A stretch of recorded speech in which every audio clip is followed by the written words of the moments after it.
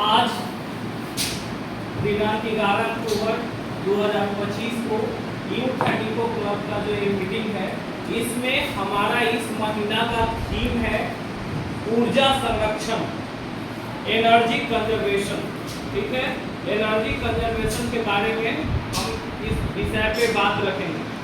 तो energy conservation, और इसमें हमारे मीटिंग में सचिव और अध्यक्ष के साथ साथ सदस्यगण भी है। सब लोग अपने अपने विचार को रखेंगे और फिर विद्यालय स्तर पे हम क्या काम कर सकते हैं, समुदाय स्तर पे क्या काम कर सकते हैं, उन बातों पर ध्यान दें। ठीक है, पास आकर के करो। अब यहाँ पे जब हम ऊर्जा कंजर्वेशन के बारे में बात करते हैं, एनर्जी संरक्षण मतलब ऊर्जा संरक्षण के बारे में बात करते हैं, तो सबसे पहले मन में सवाल आता है कि ऊर्जा कहते किसे हैं। तो ऊर्जा का परिभाषा आप जानते हैं, कैपेसिटी टू डू वर्क, कार्य करने की जो क्षमता है वही ऊर्जा है। और अलग अलग प्रकार की ऊर्जाएं होती है। सोलर ऊर्जा जिसको सौर ऊर्जा जानते हैं, रसायन ऊर्जा केमिकल एनर्जी, विंड ऊर्जा है ना, पवन ऊर्जा जिसको कहते हैं। इसके बाद मतलब वातावरण में अगर दो तरह के मुख्य ऊर्जाएं पाई जाती हैं, एक है एग्जॉस्टिबल और दूसरा है अनएग्जॉस्टिबल।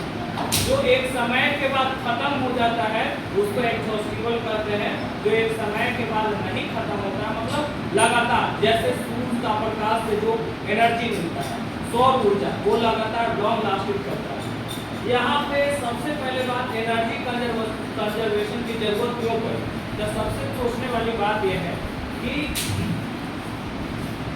जैसे जैसे ऊर्जा का खपत अत्यधिक होने लगा, ऊर्जा का जब खपत बहुत ज़्यादा होने लगी, तो इसके लिए एक विषय बन गया कि एनर्जी कंजर्वेशन की जरूरत है। जैसे सपोज पेट्रोल अगर वो सीमित मात्रा में है, लिमिट मात्रा में है, और उसका ज़्यादा प्रयोग हम लोग कर रहे हैं और लगातार तो वो बन नहीं रहा है, तो एक समय के बाद आते आते वो खत्म होगा कि नहीं। तो अगर ज़्यादा खपत हो रहा है तो उसके लिए हम अल्टरनेट सोर्स का यूज कर सकते हैं।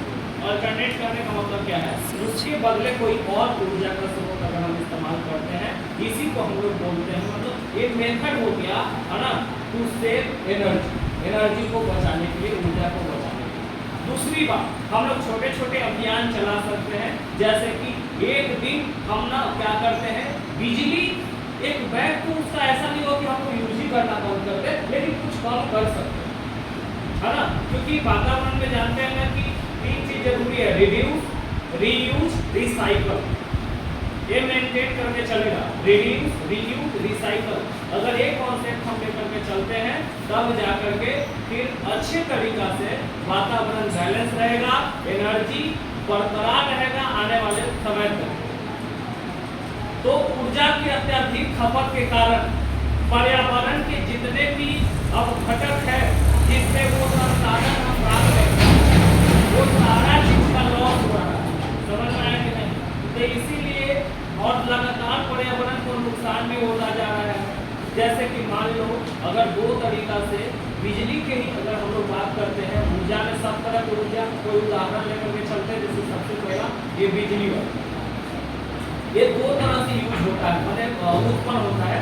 पहला हो गया हाइड्रो पावर प्लांट, दूसरा थर्मल पावर प्लांट।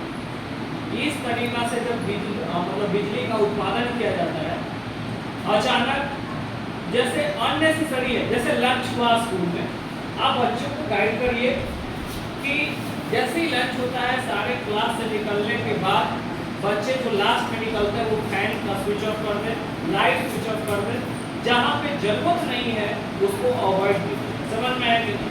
तो एक कंजर्वेशन एक हिस्सा बनेगा कि नहीं बनेगा। दूसरी बात, हम ऐसा बोल सकते हैं कि आज हम लोग पूरा दिन बिना बिजली के रहेंगे, मतलब करने का मतलब फैन का यूज ना करेंगे। बात किया जाए जहाँ उसकी जरूरत है उसी के आधार पे हम यूज करेंगे। जब एक बल्ब से काम हो रहा है वहाँ एक ही बल्ब जलाएंगे, ना कि वहाँ पे चार्ज की जरूरत है। समझ में आया कि नहीं? तो जितनी रिक्वायरमेंट है अगर उसी तरह से हम काम करना शुरू करते हैं, तब फिर हम क्या कर सकते हैं, ऊर्जा संरक्षण में अपना योगदान दे सकते हैं। समझ में आया?